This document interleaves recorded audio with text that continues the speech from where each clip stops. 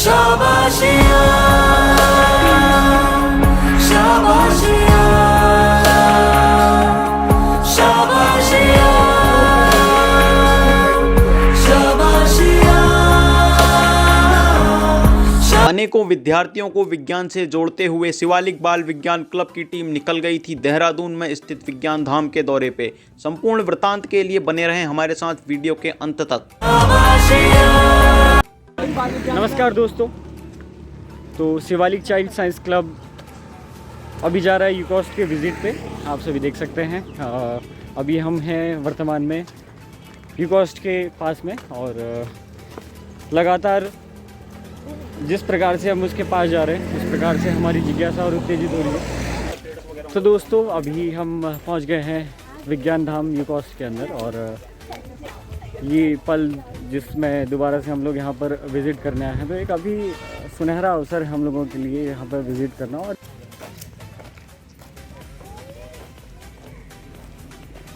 तो दोस्तों वर्तमान में हम पहुँच गए हैं regional science centre UCOST Dehradun, और ये बहुत ही अच्छी अनुभूति है दोस्तों। और हमारी पूरी team Shivalik child science club यहाँ पर वहाँ पे, और हम रहे यहाँ पर। वर्तमान में हम लोग भी यहाँ पर उपस्थित हैं।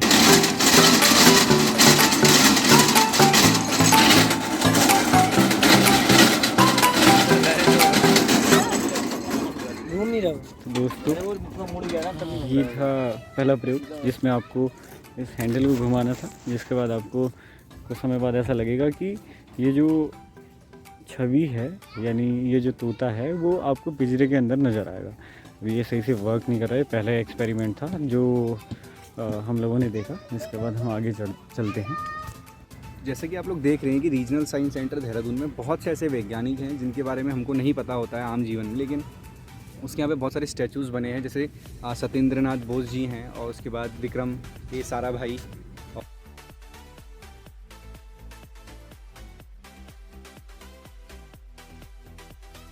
बहुत सारे ऐसे वैज्ञानिक हैं हमारे बीच जो आज़ादी से पहले जब हमारा देश संघर्ष कर रहा था, लड़ रहा था अंग्रेज़ों के खिलाफ और आज़ादी की गुहार लगा रहा था, उस टाइम पर भी हमारे देश में विज्ञान को लेके बहुत सारे कार्य किए जा रहे थे। उसका साक्षात उदाहरण हम डॉक्टर सी.वी. रमन जो कि हमारे साइंटिस्ट हैं, उनको नोबेल प्राइज़ भी मिला। चलो हम लोग देखते होंगे कि जब नोबेल प्राइज़ का नाम आता है तो हम लोग देखते हैं कि साइंटिस्ट जो होते हैं सब यहूदी होते हैं या फिर और जो यूरोपियन कंट्रीज़ के होते हैं, बट इंडिया के बहुत ही रेयर हमें नाम सुनने को मिलता है। ऑलमोस्ट अगर हम किसी स्कूल के बच्चे से भी जनरली पूछ दें कि आप हमको एक बताइए कि कोई साइंटिस्ट का नाम बता दीजिए, कोई 5 साइंटिस्ट का नाम बता दीजिए, तो वो गिन चुन के APJ Abdul Kalam, doctor CV. Raman और जगदीश चंद्र बोस जी के अलावा या फिर विक्रम साराभाई के अलावा ऐसे और साइंटिस्ट के नाम नहीं बता पाएगा। तो इसका मतलब ये है कि कहीं ना कहीं हमारे समाज में हमारा एक इकोसिस्टम ऐसा क्रिएट कर दिया गया है कि हम लोग साइंस के प्रति जागरूक नहीं हो रहे हैं और उससे हम भागने का प्रयास कर रहे हैं। तो आज हम इसी के साथ लेके आए हैं हम आपको Dehradun science city, regional science city है, और यहाँ पे बहुत सारे वैज्ञानिकों के बारे में आप सभी को जानने का मौका मिलेगा। साथियों अब हम प्रवेश कर रहे हैं यूकॉस्ट के विज्ञान विभाग में, जहां हम विभिन्न प्रकार के वैज्ञानिक उपकरणों को देखेंगे, साथ ही उनसे संबंधित तथ्यों को जानेंगे एवं समझेंगे। शिवालिक बाल विज्ञान क्लब के सभी सदस्य अलग अलग उपकरणों का अवलोकन कर रहे हैं, तो आइए जानें हर्षित सामंत जी से वे क्या देख रहे हैं और क्या साझा करना चाहते हैं। यहाँ पे होता है, हमने इस बटन को प्रेस किया,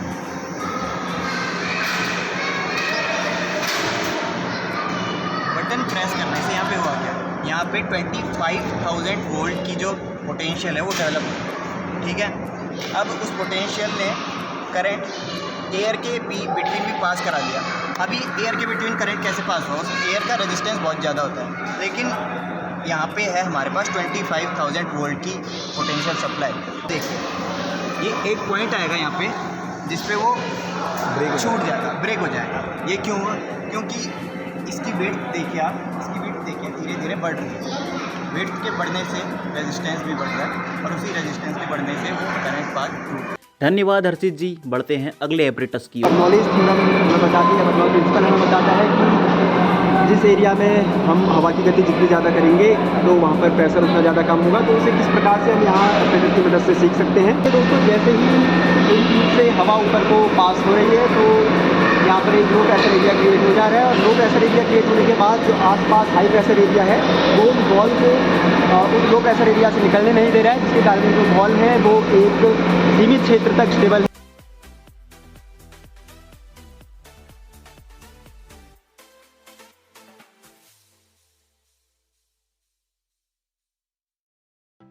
शायद आपको यहाँ सामने एक सफ़ेद स्क्रीन दिख रही होगी, लेकिन एक्चुअली में ये सफ़ेद नहीं है। अगर हम इसको पोलराइजर के थ्रू देखेंगे तो शायद आपको इसमें कुछ विभिन्न प्रकार के चित्र का नज़ारा देखने को मिलेगा। अब ये हो ऐसा हो क्यों रहा है? हमने यहाँ यूज़ किया है पोलराइजर का। पोलराइजर एक ऐसा एपरेटस या डिवाइस होता है। साथ ही क्लास 10th में आपने कार्बन के 3 इलेक्ट्रॉन्स के बारे में पढ़ा होगा ना, डायमंड, ग्रेफाइट, बकमिस्टर, फ्लोरेंस। हम सभी जानते हैं कि डायमंड का जो स्ट्रक्चर होता है पिरामिडल हो गया, ग्रेफाइट का जो स्ट्रक्चर होता है वो हेक्सागोनल, और हमारे पास जो बकमिस्टर, फ्लोरेंस का स्ट्रक्चर जो होता है आपको देखिए फुटबॉल की तरह आपको नज़र आ रहा होगा नहीं है। जिसमें आप देखिए ब्लैक डॉट डॉट्स आपको दिख रहे होंगे बड़े बड़े, तो ये आपको क्या शो कर रहा है? कार्बन के 60 मॉलिक्यूल्स को शो कर रहा है। तो चलिए ले चलें आपको विज्ञान धाम के भूगोल विभाग में, जहां भूगोल संबंधी अनेकों उपकरण, मॉडल एवं प्रदर्शनियां लगी हुई हैं। और इसमें पाई जाती हैं 18,740 क्रैब की तरह दिखता है और दूसरा 100 मिलियन। ये जो मशीन यहाँ पर रखी गई है ये हमें बताती है कि कौन सा पत्थर या यहाँ पर उपस्थित जितने भी अलग अलग कण हैं वो किस चीज़ के फॉसिल्स हैं। तो जैसे कि हम एक उदाहरण के तौर पर देखेंगे, यहाँ पर एक हमारे आशीष जी एक फॉसिल यहाँ पर रख रहे हैं और जैसे ही उन्होंने इस जगह पर इस फॉसिल्स को रखा और तुरंत स्क्रीन पर उससे संबंधित जानकारी हमें देखने को मिल गई। क्रम में आगे बढ़ते हुए हमें देखने को मिल रहा है कृत्रिम रूप से बनाया हुआ वन, हमारी पारंपरिक वेशभूषा संबंधी सामग्री, साथ ही यह जानकारी कि किस प्रकार से अमरनाथ गुफा में शिवलिंग गठित और क्षीण होता है। साथ ही हम देख सकते हैं विश्व भर में स्थित विभिन्न पर्वत श्रृंखलाएं और उनसे संबंधित तथ्य। साथियों, अब समय आ चुका है आप सबसे विदा लेने का। अपनी प्रतिक्रिया कमेंट सेक्शन में अवश्य दें। धन्यवाद। शाबाशिया